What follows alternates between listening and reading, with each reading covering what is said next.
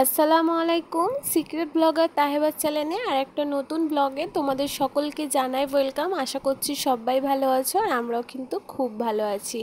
আজকে তোমাদের সাথে শেয়ার করব আমার একটা নতুন এক্সপিরিয়েন্সের কথা। তো ভিডিওটা স্কিপ না করে পুরো ভিডিওটা দেখার অনুরোধ রইল। তো সকাল সকাল রান্নাটা করে নিয়েছি। সেই রান্নাটা কিন্তু আর ক্যামেরা করা হয়নি, কারণ একটু তাড়াতাড়ির মধ্যেই ছিলাম, যেহেতু আহানের পাপা খাওয়া দাওয়া করে বাইরে কাজে বেরোবে। তো তার জন্য কিন্তু রান্নাটা করে নিয়েছি আগে। আর আজকে রান্না করেছি ডিম দিয়ে, ডাল দিয়ে, তার সাথে করলা আলু চচ্চড়ি, আর একটু কালকে রাত্রিবেলার বিরিয়ানি করেছিল, তো সেই বিরিয়ানিও রয়ে গিয়েছিল, তাই ভাবলাম ওটা দিয়েই কিন্তু দুপুরবেলা, তার সাথে সাদা ভাত তো আছে, দুপুরবেলাটা হয়ে যাবে। তো আহানের পাপাকে খাইয়ে দাইয়ে কাজে পাঠিয়ে দিয়েছি। এখন চলে এসেছি ঘরগুলো একটু গোছাতে। তো প্রথমে নিচের ঘরটাই গোছাচ্ছিলাম। গোছাতে আমার পিসির মেয়ে মা চলে এসেছিলো স্কুল থেকে। তো সবার সামনে ভিডিও করতে কেমন লাগে, তাই কি করলাম, নিচের ঘরটা গুছিয়ে অফ ক্যামেরায় ওপর ঘরে চলে এসেছি ঘরটাকে গোছাতে। যেহেতু ওপর ঘরটা আমাকে গোছাতেই হতো, তাই কি করে ভাবলাম যে ওপর ঘরটা গোছানোর সময় ক্যামেরা বন্দি করে নেই, তোমাদের সাথে কিন্তু শেয়ার করে নেব। তো ওপর ঘরে যে ম্যাট্রেসটা আছে ওর ওপরে কিন্তু একটা বালাপোষ আমার বেছানো থাকে। তো যে বোনের মেয়ে ছেলেরা এসেছিলো, তো একটু হিসু করে দিয়েছিল, তাই সেটার মধ্যে রোদে দিয়েছিলাম, আর সেই থেকে কিন্তু আর এটাকে বিছানো হয়নি। তাই ভাবলাম আজকে একটু বিছিয়ে দিই। আর এই বালাপোষটা বিছানোর একটাই কারণ যে আমাদের যে ম্যাট্রেসটা আছে সেটা না লাইট কালারে। তো এটাতে মানে খুব ময়লাটাও খুব তাড়াতাড়ি হয়ে যাবে, আর এই যে প্লাস্টিকটা ছিল ওটাও কিন্তু ছিঁড়ে গেছে। তো ভাবলাম এটা বিছিয়ে রাখলে কিন্তু ময়লাটা একটু কম হবে, আর দাগ ছোপগুলো কিন্তু খুব কম হবে, ধুলোটাও কিন্তু একটু কম হবে। সেই ক্ষেত্রেই এটা বিছানো। আর তারপরে কিন্তু চাদরটা বিছিয়ে নিয়েছি। আর একটা সুন্দর ঘরের কিন্তু টান টান করে বিছানাটাই কিন্তু সব থেকে আকর্ষণ লাগে, আর দেখতেও কিন্তু খুব ভালো লাগে।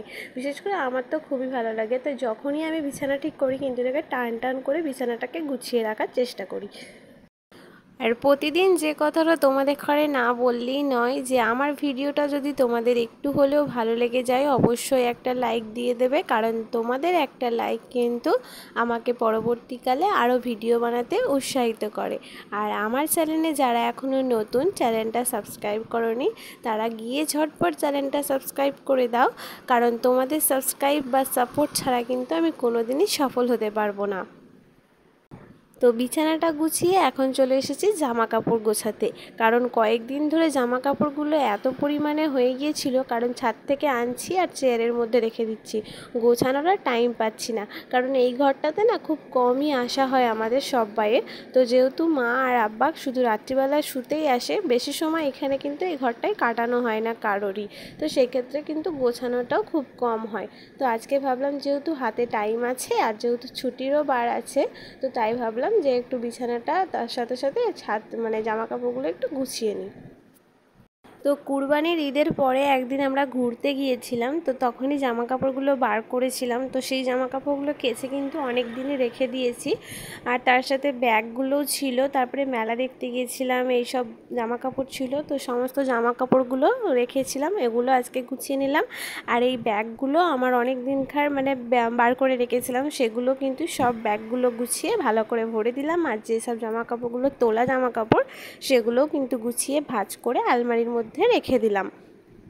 আর এই যেসব জামা কাপড়গুলো রেগুলার ইউজ মাদের আমাদের সব আলাদা আলাদা করা আছে, তো সেসব জামা কাপড়গুলো কিন্তু আলাদা করে গুছিয়ে মায়েদের জামা মায়েদের রেখে দিয়েছি, আমাদেরগুলো খাটে রেখে দিয়েছি। একবারে গুছিয়ে ঘর দোর মুছে তারপরে কিন্তু এগুলো নিয়ে চলে যাব নিচের ঘরে। আর এর মধ্যে না কিছু জামা কাপড় ভিজেও আছে, কারণ বৃষ্টি পড়ছিল, যেগুলো সকালবেলা কেচেছি সেগুলো কিন্তু অর্ধেক শুকিয়ে গিয়েছিল, তারপরে আবার বৃষ্টি পড়ছিল, সেগুলো ভালোভাবে না সকালে কিন্তু একটা গন্ধ বেরোবে, তো তার জন্য কিন্তু এগুলো আলাদা রেখে দিয়েছি। আবার যদি বেলার দিকে রোদ বেরোয় তখন কিন্তু আবার এগুলোকে রোদে দিয়ে দেবো। আর রোদে না দিলে না জামাগুলোর মধ্য দিয়ে কেমন একটা গন্ধ বেরোয়। তো যেসব জামা কাপড়গুলো ভিজে ছিল সেগুলোকে আবার একটু চেয়ারের মধ্যে গুছিয়ে রেখে দিলাম, এমনি রেখে দিলাম।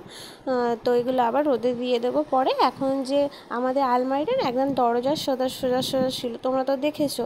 আর ওর পিছনে না একটা দেয়াল আলমারি ছিল, তো ওখানে সেরকমভাবে কিছু রাখা যেত না, যেহেতু হাত যেত না।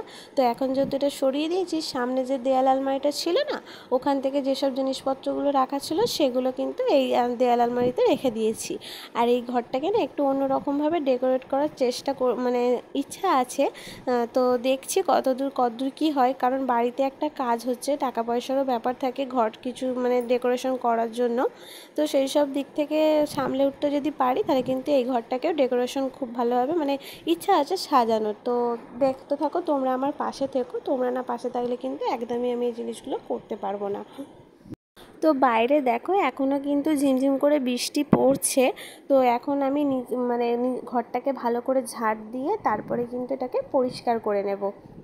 তো এই ঘর ঝাড় দিতে দিতে মানে মুছতে মুছতে তোমাদের সাথে একটা কথা শেয়ার করি, যে অনেকে আছে যে ভাবে যে আমি তার ভালো সময় যাচ্ছে বলে না, সে ভাবে যে সারা জীবন কিন্তু আমার এইভাবেই কাটবে, এটাই ভেবে সে হয়তো আনন্দ করে। কিন্তু তার এটা বোঝা উচিত যে সারাক্ষণ সারা জীবন তার কিন্তু ভালোভাবে যাবে না। একটা সময় এমন আসবে তার কিন্তু খুবই খারাপ পরিস্থিতি হবে। তা বলে যখন তার ভালো সময়টা যাচ্ছে তখন কিন্তু কাউকে উপহাস করাটা একদমই তার উচিত নয়।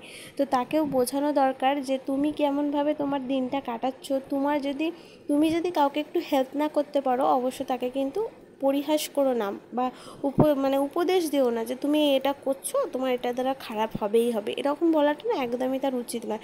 কারণ তুমি যদি সফল হতে পারো, আরও 5 জনকে নিয়ে সফল হওয়াটাই কিন্তু তোমার কাছে বড় একটা সফলতা।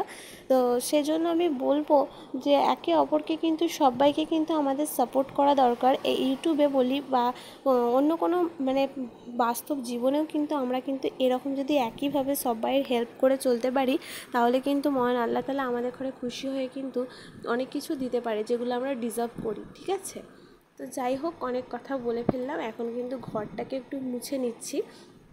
আর তোমাদের ঘরে শুরু হওয়ার আগেই কিন্তু একটা কথা বলেছিলাম যে আজকে আমার একটা প্রথমবারের অভিজ্ঞতা তোমাদের সাথে শেয়ার করব। তো সেটা কিন্তু আর একটুখানি পরে, মানে তোমরা যদি ভিডিওটা এত পর্যন্ত দেখে থাকো তাহলে কিন্তু তোমরা আর একটুখানি ওয়েট করো, তাহলে কিন্তু তোমরা ভিডিওটা দেখতে পাবে বা আমার জিনিসটা দেখতে পাবে। আর তোমরা যদি দেখে কমেন্ট করো তাহলে কিন্তু আমি ভীষণ খুশি হব। তো ঘরটা মুছে তারপরে নিচে চলে গিয়েছিলাম, নিচে গিয়ে স্নান টান করে এখন খেতে বসে পড়েছি। আর দুপুর তোমাদের ঘরে আগেই বলেছিলাম যে সাদা ভাতও আছে, বিরিয়ানিও আছে। তো অল্প কটা সাদা ভাত, অল্প কটা বিরিয়ানি নিয়ে, তার সাথে মাংস ছিল না যেহেতু, তাই ডিম ভেজে ভাতটা খেয়ে নিলাম। আর তারপরেই চলে এসেছি এই রঙের বক্সটা নিয়ে। আর এই রঙের বক্সটা না আমরা একটা স্টুডেন্টকে দিয়ে আমি কিনতে দিয়েছিলাম, তো ও দিয়ে গেছে। আমি কি করব চিন্তা করে ভেবেছিলাম একটা ফোন কভার আছে, তো ফোন কভারটাকে রং করব। তারপরে মনে পড়লো আমার এই সুন্দর দেওয়ালটা, তো সুন্দর দেওয়ালটার ওপর পড়েছি। এখন জানি না নষ্ট করব কি করব। প্রথমে কিন্তু আমার প্রচণ্ড ভয় করছিল, আমার তো হাত পা রীতিমতো কাঁপছিল যে কি করে ফেলবো, আমার কিন্তু আব্বা এসে আমাকে খুব বকাবকি করবে। তো যাই হোক, রীতিমতো ফোন দেখে এটা করছিলাম।